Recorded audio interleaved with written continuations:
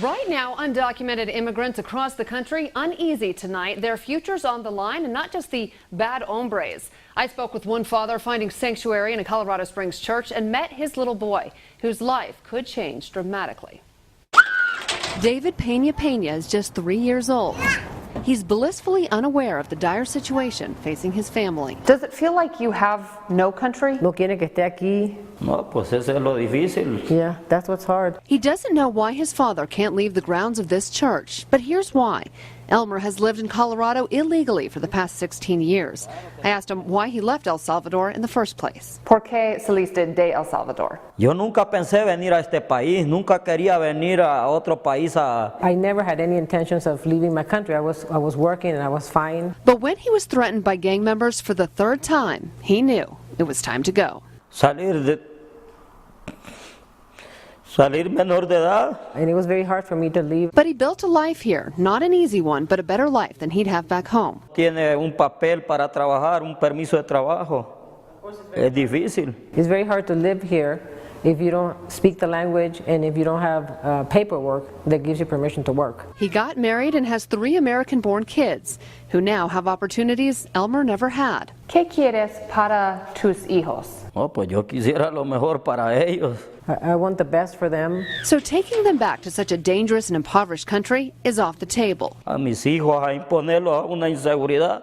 How can I take my children to a place that's so unsafe? There's no safety in that country. If you had tried to go through the proper channels, do you think you would have gotten to the United States? No lo creo. I don't think so. If you had stayed in El Salvador, would you be alive right now? Yo creo que no, estuviera muerto. I think I would be dead. Los amigos de infancia que yo tuve, ellos están muertos. My childhood friends, the people that were my age, they live in the place where I live, they're all dead. Elmer doesn't seem to be one of the bad hombres President Donald Trump promised to rid from this country. ¿Tienes historia criminal? Claro que no. Of course not. He has no criminal record. He pays his taxes. Yo doy la cara y no le debo a nadie. The only thing that I did was come in this country without a permit. But in 2012, he made what turned out to be one fateful mistake. He went straight in a turning lane, and the wrong cop pulled him over. Dijo, yo me encargo que tú vayas deportado, dijo. He said, I'll make sure that you get deported. Elmer wound up in an ICE detention center for 6 months. He was on the brink of deportation when he finally secured a stay of removal.